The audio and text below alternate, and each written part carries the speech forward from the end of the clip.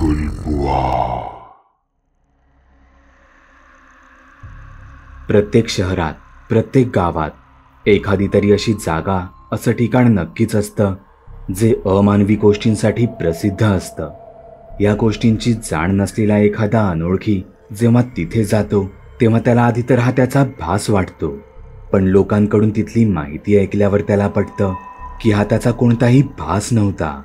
पण मग जे त्याने अनुभवलं ते नेमकं काय होतं? हा अनुभव असाच काहीसा आहे जो संपूर्ण ऐकल्यावर तुम्हाला कळेल की हा प्रकार किती भयंकर आहे तो. मी एका ठिकाणाला सहज भेट दिली होती. ते एक खेडेगाव होतं, छान निसर्गाने वेढलेलं. गाव तसं लहानच होतं. मला तिथे गेल्यावर सहज असं कानावर पडलं की त्या गावात काहीतरी विचित्र गोष्टी घडत असतात. म्हणून मग मी तिथल्याच एका जाणकाराला भेटून त्याबद्दल जरा खोलात जाऊन विचारलं. तेव्हा त्याने मला हे तिथले काही किस्से सांगितले. एकदा एक माणूस त्याच रस्त्याने येत होता. कदाचित तो माणूस शहरातून आला होता. रात्रीची वेळ होती. गावचा रस्ता असल्याने रस्त्यावर काही स्ट्रीट लाईट नव्हती. गाडीच्याच हेडलाईटच्या प्रकाशात तो गाडी चालवत होता. त्याचं वय अंदाजे 50च्या वर असावं. रात्रीच्या वेळी गाडीतून एकटाच प्रवास करत असल्याने तो सहज एखादं गाणं गुणगुणत स्वतःत रमला होता. अचानक त्याला रस्त्यात एक 10-12 वर्षांची मुलगी दिसली. तिने गाडीला हात केला तसं या माणसाने लगेच त्याची गाडी थांबवली. ती मुलगी चालत त्याच्या गाडीजवळ आली आणि म्हणाली, काका, मला पुढे जे गाव आहे ना, मला सोडाल का तिथे? ती घाबरली होती, रडत होती. त्यावर तो माणूस जरा विचार करत म्हणाला, हो सोडतो, पण तू या वेळेला इथे काय करते आहेस, तीही एकटी? मी रस्ता चुकली आहे, मला सोडाल का माझ्या गावी? माझ्या घरचे माझी वाट पाहत असतील. मला इथे अंधारात खूप भीती वाटते आहे. तिचं हे बोलणं ऐकून त्या माणसाने गाडीचा दरवाजा उघडला आणि तिला गाडीत आत घेतलं. ती गाडीत पुढच्या सीटवर त्या माणसाच्या बाजूलाच बसली होती. ती थरथरत होती. बाहेर इतकी थंडी तर नव्हती, पण ती कदाचित घाबरली असावी. त्या माणसाकडे एक शाल होती. त्याने ती लगेच त्या मुलीभोवती गुंडाळली. घाबरू नको, मी सोडतो तुला, असं म्हणत त्याने तिच्या हातावर हात ठेवला. ती खरंच बर्फासारखी गार पडली होती. त्या माणसाने गाडी चालू केली आणि पुढे तो त्या गावाच्या दिशेने जाऊ लागला. काही वेळेतच त्याने गाव गाठलं.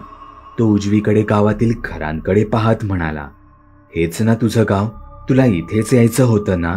मला सांग, तुझं नेमकं घर कुठे आहे? त्या मुलीकडून काहीच उत्तर आलं नाही. तसं त्या माणसाने तिच्याकडे वळून पाहिलं तर ती गाडीत कुठेच नव्हती. त्या माणसाला शॉकच बसला. त्याने लगेचच त्याची गाडी रस्त्याकडेला थांबवली. तो तिला गाडीत पाठच्या सीटवर पाहू लागला. तो घाबरला होता. तो गाडीतून खाली उतरला. रस्त्यावर अंधार होता, पण तरीही तो गाडीतून खाली उतरून पाठी चालत गेला. ती मुलगी, त्याकडे तो एक जबाबदारी म्हणून पाहत होता. ती अशी अचानक गायब झाल्याने तो घाबरला होता. तिथे काही अंतर मागे जाऊन शोधल्यावरही त्याला काहीच सापडलं नाही. म्हणून तो पुन्हा त्या मुलीच्याच विचारात गाडीजवळ आला. तेव्हा त्याच्या एक गोष्ट लक्षात आली. त्या मुलीभोवती गुंडाळलेली शाल तीही गाडीत कुठेच नव्हती. याचा अर्थ हा त्या माणसाला झालेला कुठलाही भास नव्हता. ती मुलगी खरंच तिथे त्याच्या सोबतच होती. पहाटेचे 4 ते 4:30 झाले होते. रस्त्याकडेलाच असलेल्या एका घरात जाग दिसत होती. त्या घरातून 31 वर्षाचा तरुण बाहेर आला. त्या माणसाला काळजीत असलेलं पाहून तो त्याच्या जवळ गेला. त्याने त्या माणसाला विचारलं की काय झालं? तुम्ही इतके घाबरलेले का दिसताय आणि तुम्ही इथे काय शोधताय? तेव्हा त्या माणसाने त्या तरुणाला सगळी गोष्ट सांगितली. कशी ती मुलगी रस्त्यात अचानक त्याला दिसली. त्याने तिला लिफ्ट दिली, अंगावर शाल दिली, पण ती अचानक कुठे गायब झाली. हे ऐकताच तो तरुण त्याच्या घरात काहीतरी सांगून आला. त्याने सोबत त्याची टॉर्चही आणली होती. तो त्या माणसाला काहीतरी दाखवतो असं सांगू लागला. तसे ते दोघेही गाडीत बसून रस्त्याने काही अंतर पुढे गेले. तिथे पोहोचताच त्या तरुणाने त्यांना गाडी थांबवायला सांगितली. ते तिथून उतरून रस्त्यावरून खाली आले. तो त्यांना एका थडग्याजवळ घेऊन आला. आश्चर्याची आणि भयानक गोष्ट तर ही होती की त्या माणसाने त्या मुलीभोवती गुंडाळलेली शाल ही त्या थडग्यावर ठेवली होती. त्या मुलीचा काही वर्षांपूर्वीच गूढ मृत्यू झाला होता. घरात कोणालाही न सांगता साधं शेजारीही न जाणारी ती मुलगी त्या दिवशी घरातून अचानक गायब झाली होती. अख्खं गाव तिला शोधू लागलं, पण ती कोणाला कुठेच सापडली नाही. शेवटी त्याच रात्री उशिरा काही लोकांना तिचं प्रेत गावाबाहेर रस्त्याकडेला मिळालं. तिचा अपघातात मृत्यू झाला होता, पण तो अपघात होता की दुसरं काही हे कोणालाच समजू शकलं नाही. तेव्हापासून गावाबाहेरून येणाऱ्या अनेक लोकांना ती मुलगी रस्त्याकडेला हाक करताना दिसते. ती रडत असते. ती तिला गावापर्यंत सोडायची विनवणी करते, पण ती प्रवासात अचानकच कुठे गायब होते. या सगळ्यात जर प्रवासात तिला कोणी काही खायला दिलं किंवा काही कपडे वगैरे दिले तर ते सगळे या थडग्यावर ठेवलेले दिसतात. तसं तर ती कोणाला काही त्रास देत नाही, पण तिचं अस्तित्व मात्र ती लोकांना नेहमी दाखवत असते.